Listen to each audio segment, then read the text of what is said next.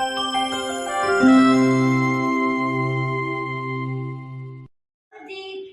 are you? I am good.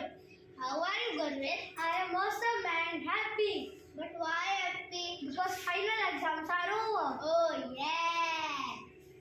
Friends, it is time for enjoyment. But why? Friends, you know the festival of Holi is around the corner. Yeah! Holi is the festival of colors. Holi is celebrated in month of March every year. Holi spreads love and brotherhood. The night before Holi is celebrated as Holika Dahan. On Holi, people usually wear white colored clothes. We eat various kinds of sweets such as gujiyas and malpuas are prepared to mark the occasion of Holi. Children love to play with colors using pichkari, buckets and balloons filled with color water.